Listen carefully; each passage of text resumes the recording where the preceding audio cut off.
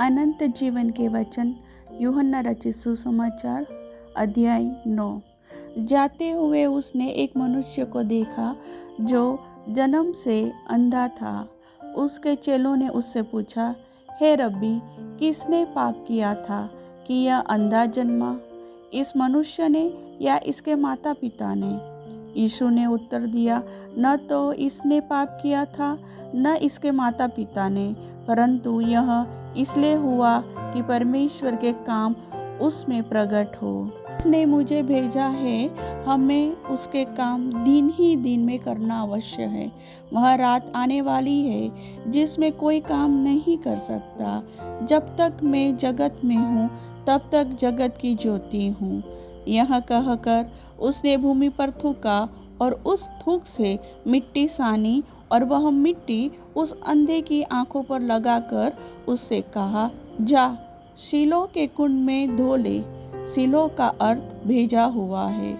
उसने जाकर धोया और देखता हुआ लौट आया। पड़ोसी और जिन्होंने पहले उसे भीख मांगते देखा था कहने लगे, क्या यह वही नहीं जो बैठा भीख मांगा करता था? कुछ लोगों ने कहा, यह वही है। दूसरों ने कहा, नहीं, परंतु उसके समान है। उसने कहा, मैं वही हूँ। तब वे उससे पूछने लगे, तेरी आंखें कैसे खुल गई? उसने उत्तर दिया, यीशु नामक एक व्यक्ति ने मिट्टी सानी और मेरी आंखों पर लगाकर मुझसे कहा, शीलो में जाकर धो ले। अतः मैं गया और धोया और देखने लगा। उन्होंने उससे पूछा, वह कहाँ है? ने कहा, मैं नहीं जानता। लोग उसे, जो पहले अंधा था, फरीसियों के पास ले गए।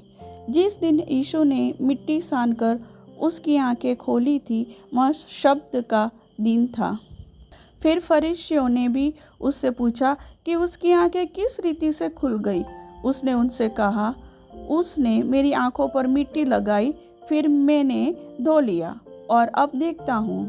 इस पर कुछ फरीसी कहने लगे, यह मनुष्य परमेश्वर की ओर से नहीं, क्योंकि वह शब्द का दिन नहीं मानता।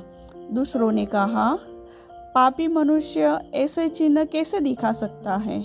अतः उनमें फूट पड़ गई। उन्होंने उस अंधे से फिर कहा, उसने तेरी आंखें खोली है, तो उसके विषय में क्या कहता है? उसने कहा, वह भविष्यवक्ता है। परंतु यहूदियों को विश्वास न हुआ कि वह अंधा था और अब देखता है। जब तक उन्होंने उसके आंखें खुल गई थी, माता पिता को बुलाकर उनसे न पूछा, क्या यह तुम्हारा पुत्र है जिसे तुम कहते हो कि अंधा जन्मा था, फिर अब वह कैसे देखता है? उसके माता पिता ने उत्तर दिया, हम तो जानते हैं कि वह हमारा पुत्र है और अंधा जन्मा था, परंतु हम यह नहीं जानते हैं कि अब कैसे देखता है, और न यह जानते हैं इसने उसकी आंखें खोली। वह सयाना है, उसी से पूछ लो, वह अपने विषय में आप कह देगा। ये बातें उसके माता पिता ने इसलिए कही क्योंकि वे यहूदियों से डरते थे, क्योंकि यहूदी एकमत हो चुके थे कि यदि कोई कहे कि वह मसीह है तो आराधनालय से निकाला जाए। इसी कारण उसके माता पिता ने कहा, वह सयाना है, उसी से पूछ लो। तब उन्होंने उस मनुष्य को, जो अंधा था, दूसरी बार बुलाकर उससे कहा, परमेश्वर की स्तुति कर, हम तो जानते हैं कि वह मनुष्य पापी है। उसने उत्तर दिया, मैं नहीं जानता कि वह पापी है या नहीं। मैं एक बात जानता हूँ कि मैं अंधा था और अब देखता हूँ। उन्होंने उससे फिर कहा, उसने तेरे साथ क्या किया और किस तरह तेरी आंखें खोली? उसने उनसे कहा, मैं तो तुमसे कह चुका और तुमने नहीं सुना। अब दूसरी बार क्यों सुनना चाहते हो? क्या तुम भी उसके चेले होना चाहते हो?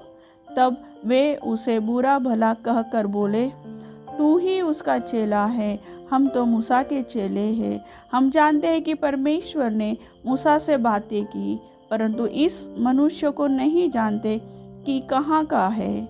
उसने उनको उत्तर दिया, यह तो आश्चर्य की बात है कि तुम नहीं जानते कि वह कहाँ का है, तो भी उसने मेरी आंखें खोल दी। हम जानते हैं कि परमेश्वर पापियों की नहीं सुनता, परंतु यदि कोई परमेश्वर का भक्त हो और उसकी इच्छा पर चलता है तो वह उसकी सुनता है। जगत के आरंभ से यह कभी सुनने में नहीं आया कि किसी ने जन्म के अंधे की आंखें खोली हो। यदि यह व्यक्ति परमेश्वर की ओर से न होता तो कुछ भी नहीं कर सकता। उन्होंने उसको उत्तर दिया, तू तो बिल्कुल पापों में जन्मा है, तो हमें क्या सिखाता है? और उन्होंने उसे बाहर निकाल दिया। यीशु ने सुना कि उन्होंने उसे बाहर निकाल दिया है और जब उससे भेंट हुई तो कहा, क्या तू परमेश्वर के पुत्र पर विश्वास करता है? उसने उत्तर दिया, हे प्रभु, वह कौन है कि मैं उस पर विश्वास करूं? यीशु ने उससे कहा, तूने उसे देखा भी है और जो तेरे साथ बातें कर रहा है वह वही है।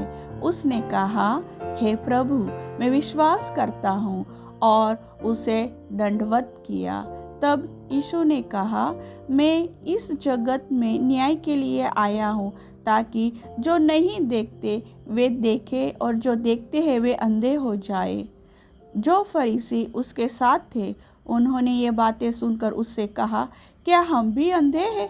यीशु ने उनसे कहा, यदि तुम अंधे होते तो पापी न ठहरते, परंतु अब कहते हो कि हम देखते हैं, इसलिए तुम्हारा पाप बना रहता है। अनंत जीवन के वचन के सुनने वाले को प्रभु आशीष दे। आमीन।